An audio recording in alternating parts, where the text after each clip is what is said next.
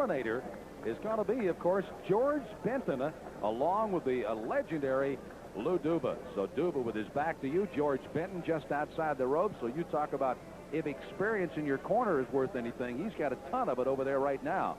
This is a look at the man that'll fight him, Bill Corrigan, out of Minneapolis, Minnesota. 7'4" 245 pounds. Interesting enough, out of all the heavyweights we've had, this was the heaviest we had. All the rest were right below 225 and very well prepared for this fight.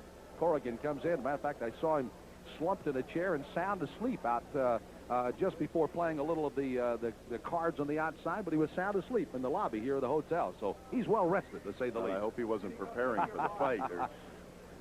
So both fighters are up. Let's go with the introduction of our fighters here as we get ready for heavyweights. Fighting 6 rounds here once again is our ring announcer, Jimmy Payton.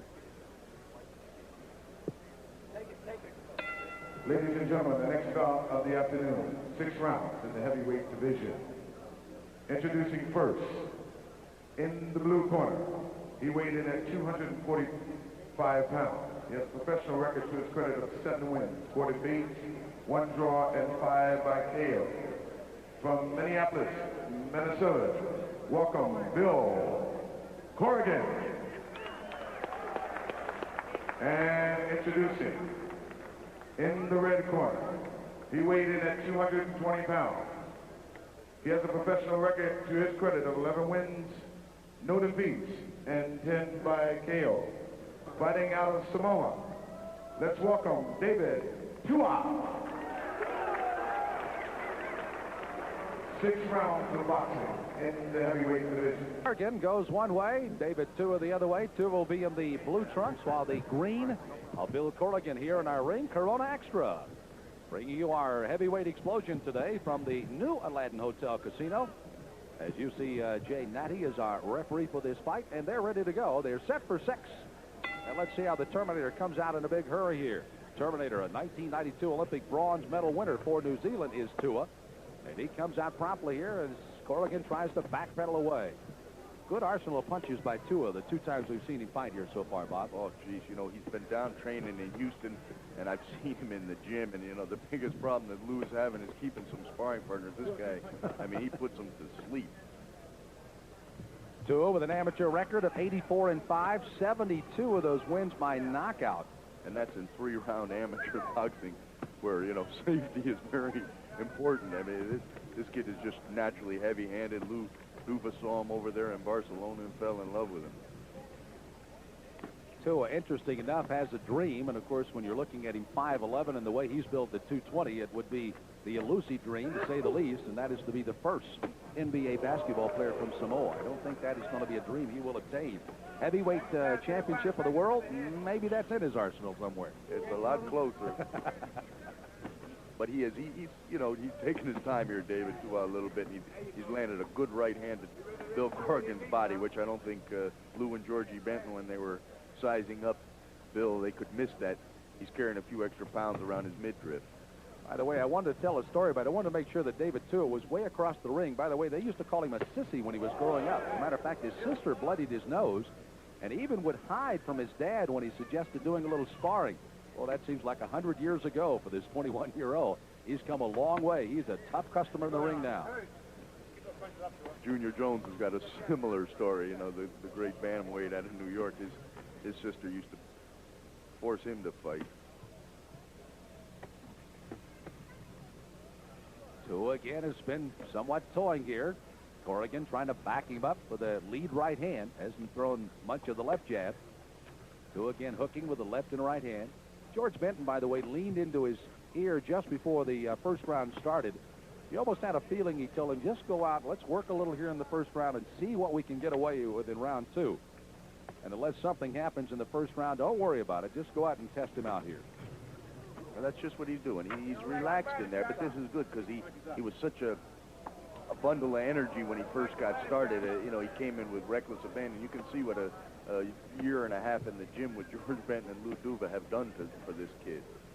By the way, out of those 10 knockouts, 6 of them have come in the first round, so he is very capable of putting somebody away. A couple in the second, a couple in the third. So all 10 of his knockouts in his 11 fights have come inside the first 3 rounds. He does not work long. Corrigan will apparently survive the first round. For Tua to regroup, Corrigan to try to play some defense, and we'll find out what happens in round 2 in a moment. Second round of a scheduled 6-rounder here. Once again, as the two fighters step into the center of the ring. And Tua, let's see if he has made any adjustments here, Bob, and tries to get anything going. Again, young man who is fighting for New Zealand as an Olympian, training in the United States, and hails from Samoa. And I had a chance to visit with Lou Duva yesterday, and they took him, David, home. Had a nice big crowd for him, big homecoming for him, and they look forward to going back there again. I like his defense. You know, he's picked off everything that Corrigan has. He's definitely working with Corrigan here a little bit, but you know, that doesn't stop Bill from trying to hit him.